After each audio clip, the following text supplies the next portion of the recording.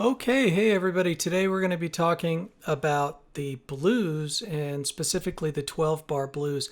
But to understand the blues, we have to kind of go back a little bit and talk about something called chords. And a chord is a series of notes that is either played at the same time or spread out a little bit. And let me just kind of demonstrate what that's going to look like and sound like. So typically, when you make a chord, you have notes that are kind of stacked up on top of each other. And the simplest chord that we're going to be talking about today is the triad, something called the triad. And you might recognize that prefix tri means three. And so a triad has three notes in it. It's got a root, a third, and a fifth. You'll notice I'm skipping over every other note when I'm making my triad. So that's how chords are, basic chords are put together. You can keep adding notes. So you can have the root, the third, the fifth, the seventh, the ninth, the 11th, 13th. And that's when you get into some kind of jazzy sounds. So yeah, it sounds pretty jazzy. Okay, let's get into the next thing that we have to talk about before we can talk about the blues, and that's chord numbers. Each number is based on a position on the scale. So we have a do, re, mi, fa, sol, la, ti, and then high do, but that's kind of optional. We don't really need to talk about that too much.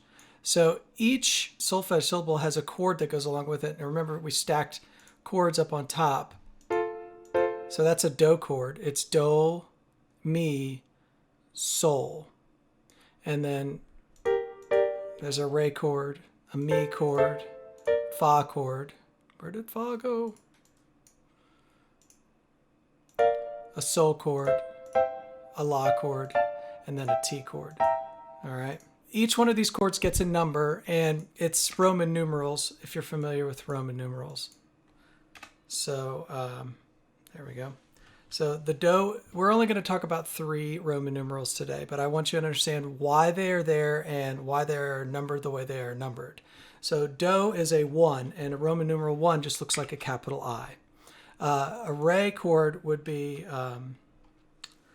2, and mi would be 3, and fa would be 4. And let's actually go to fa right now. A fa is going to be a 4, and a Roman numeral 4 looks like that. Okay?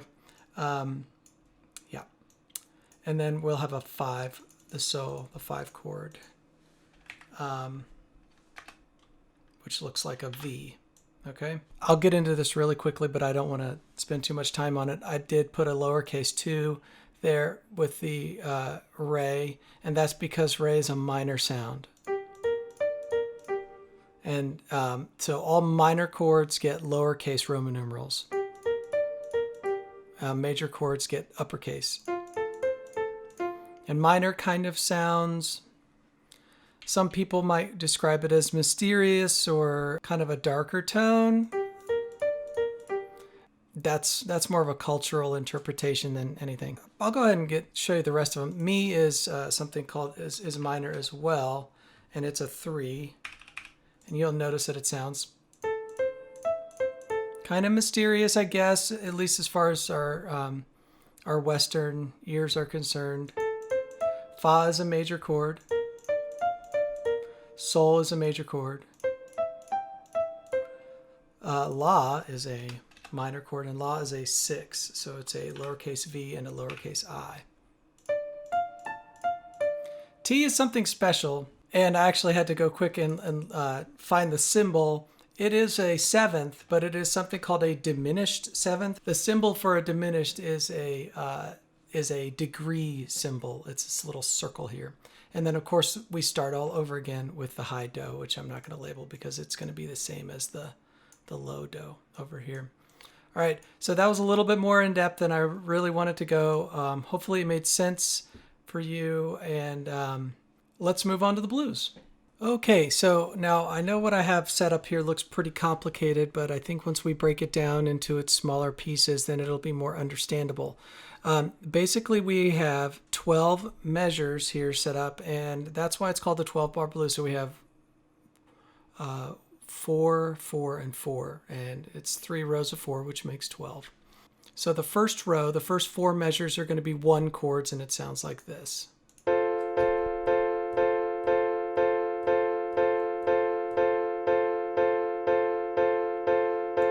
Whoa, pretty repetitive, huh?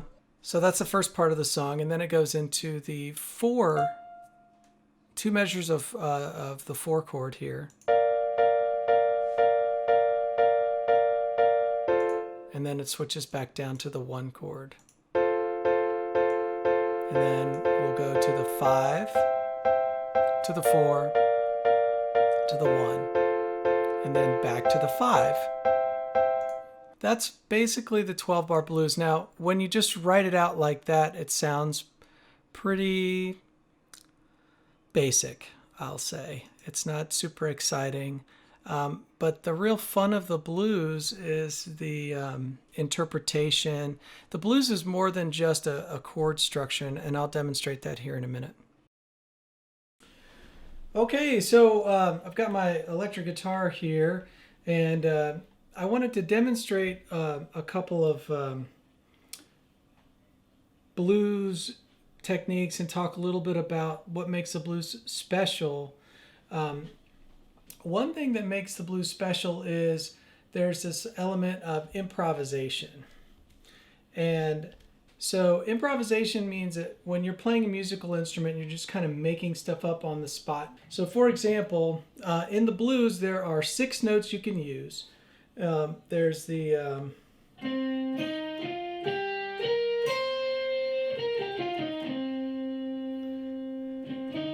and then so that's the 5 basic notes, but then there's one special note called the blue note, and it sounds like this. So if I go,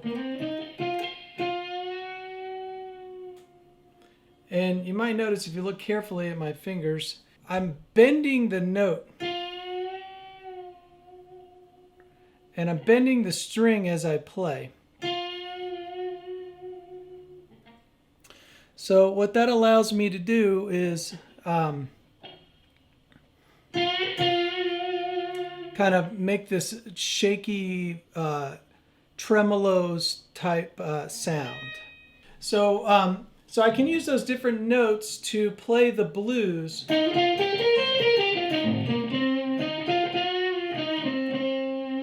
Now, even if you're playing an instrument that can't bend a note, like a piano can't typically bend a note, you can still slide up and slide through those notes.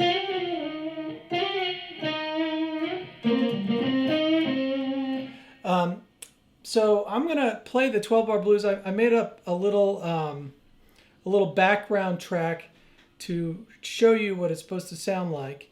And we'll just listen to the background track first, and then I'll go ahead and play a little bit of improvised guitar solo over top of the background track. All right, so here's the background track for the blues. I'm just going to play a little bit of background guitar with it. So here's the 1 chord.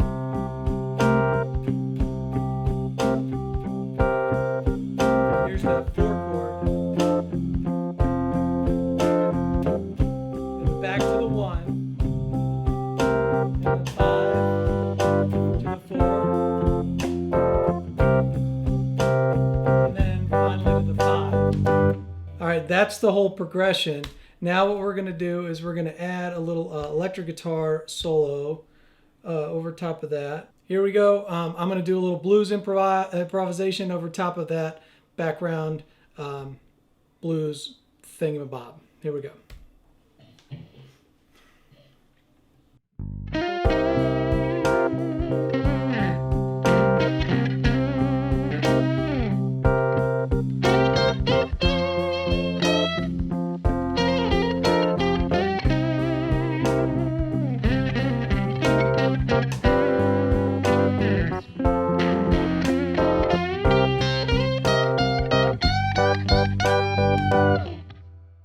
that was a whole lot of fun, and you better believe it's so much fun to be able to do this. And it's really not that difficult. It's just those 5 or 6 notes, and you can learn how to do it on just about any instrument. So, well, I hope you enjoyed this blues presentation, learn a little bit more about the 12-bar blues, and see you next time.